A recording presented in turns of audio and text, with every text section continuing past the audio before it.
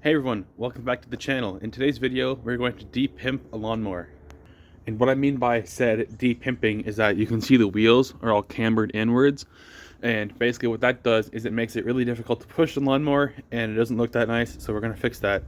So my plan is to get this piece of metal, put it behind the deck here, and drill the holes in it for the wheels to bolt into. And then this will become the new mounting bracket for the wheels. And this metal is a lot thicker than what the deck is made of, because basically what caused this camber pimp issue is the deck metal is all rusted and kind of junky, but and that's what makes it bend because it's still thin. So this, we're going to drill new holes in it for the wheels to mount to, and then we're going to mount each, and then I'm going to cut this into like a separate piece. And then what we're going to do is bolt this to the deck so that the wheels are going to be mounted much more securely. So without further ado, let's go. And I'm not a professional metal fabricator, but I like to think I know what I'm doing. So let's go. Okay, so I've got the lawnmower up on the operating table, and now the first thing we're going to do is remove the wheels. So there's a bolt here and a nut under here. I'm going to take those out. And on this particular Murray lawnmower, the nut on the inside is a 9/16, and the head of the wheel is a 3/4, and I'm going to use my impact wrench today to take this out. This goes a lot faster. There we go. That comes off. And now there's like a little spacer, and then the axle. So make sure that you keep all these in line so that you know the order that they go in. Now I'm going to do that for the rest of the other three. Alrighty, so now I have all the wheels off, and we can start getting our metal ready to make our custom pieces. So to make this clear to understand for what I was explaining earlier, the metal is going to go behind here, and then this is what the wheel is going to bolt into. So my plan is shove this up here, make a mark around under here, cut it, and then drill these holes in here so that the wheel can mount to it securely. So I'm going to use a Sharpie, and I'm just holding this in the lawnmower deck up here.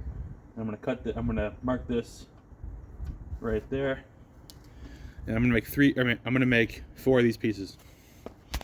And if you want to do this if you want to do this with your own lawnmower, each piece is 3 inches long. And a quick tip to make sure that all of your lines are straight when you cut with your grinder is use one of these little squares and put it on the edge here, and then use the marker and go along there. It just makes it easier to follow the line, and it also makes it look nicer too.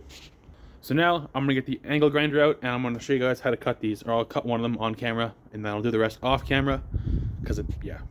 All right, you guys, so I've got my metalworking tools set up, so now I'll show you guys how I set it up and sort of why. So here I have my table saw. Now I got this for 40. So I bought this thing for 40 bucks a couple years ago. So I don't really care if I beat it up. It's already kind of beat up as it is. So, and I like to use this thing for angle grinding because I can clamp the piece securely to the side of it, and it's really strong on there. So what I'm going to do now is I'm going to basically hold this over here and cut down here the line, and then after I cut all the pieces, I'm going to use my bench grinder to smooth out the edges, which I'll show you. And I'm not going to do the angle grinding on camera because the grinder is too loud. It just blows up the microphone and makes the audio worthless. So I'll cut all the pieces. Oh, and one last thing.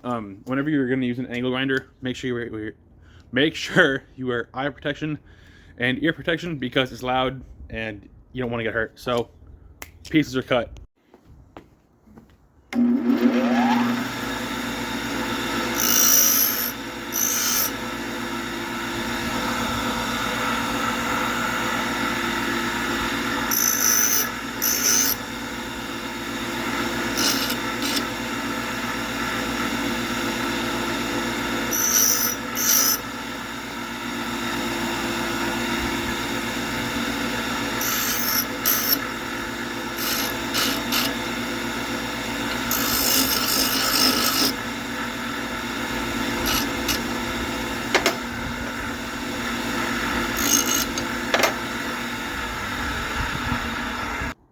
Okay, so now that all of our pieces are cut, we're going to get them and we're going to clamp it under here with these pliers. And then what I'm going to do is get this punch center thing and poke the holes. So we're going to go the bottom one, we're going to do basically all these holes, and then we're going to use the top one or whatever for the bolt that actually holds this on. Alrighty, so it's clamped on with the vice grips. Now I'm going to get this thing and go in the center of all these holes and make a center punch for the drill bit.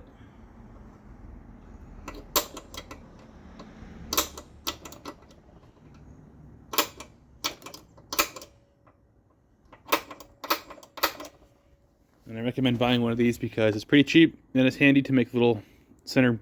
It makes it easier for the drill bit to get started. So now I'm going to do that to all the other three, and then we're going to use the drill press and drill out the holes for the bolts for the wheels. Alrighty, so now it's time to drill the holes in the metal. So I've gone ahead and center punched all the holes, and I marked it with a Sharpie to make it easier to see. So now I'm gonna get the correct size drill bit out of this case and drill all the holes with my drill press. When using a drill press, you're gonna want to go slow with metal because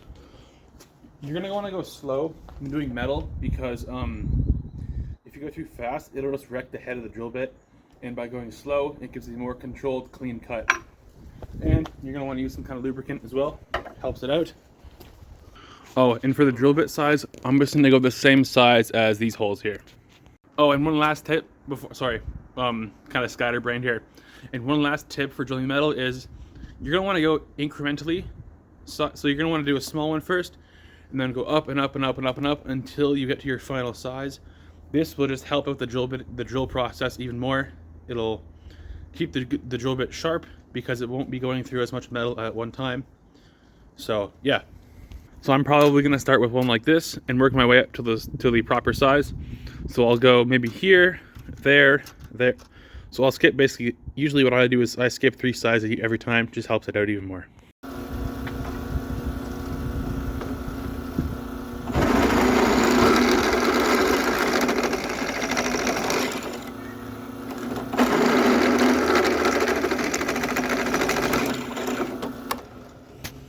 Okay, so here's kind of why it makes it easier to go increment.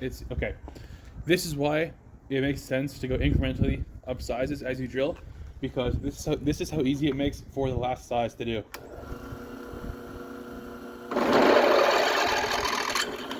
So simple, like easy as that.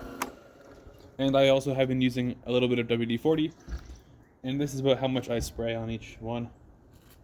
Drill like that is good enough. Alrighty, so now all our pieces are drilled, and what I'm going to do now is take out the axle from the wheel here and give it a quick wire brush on my grinder, because as you can see, it's rusted and it just makes it harder for the wheel to spin along. So I'm going to wire brush all of them, and then we're going to mount these onto the lawnmower. And make sure that you're wearing your safety glasses when you use a bench grinder like this. Okay, so for installing them, it's going to be the same as the old wheel was on this thing. So basically what I've done is I've clamped the thing on there to show you guys. So basically it's just sitting up like this. And what I'm going to do now is get a wheel, axle, spacer, and put it in. And I'm also going to apply a little bit of grease to the axle before I install the wheel. Alrighty, there we go. First one's on, and that looks about 1,000 times better than what it did before. So now I'm going to get the other 3 on, and then I'll show you guys what it looks like when I'm done. Alrighty, well, that looks a lot better to me, and it does push a lot better. I ran it up and down my driveway a couple times, so good to go. So there you go, guys. That's how to de-pimp your lawnmower. So if you like this video, remember to give it a like, thumbs up, comment, subscribe. I try to read all your comments, so I really appreciate you guys commenting. So thanks for watching, and have a great weekend.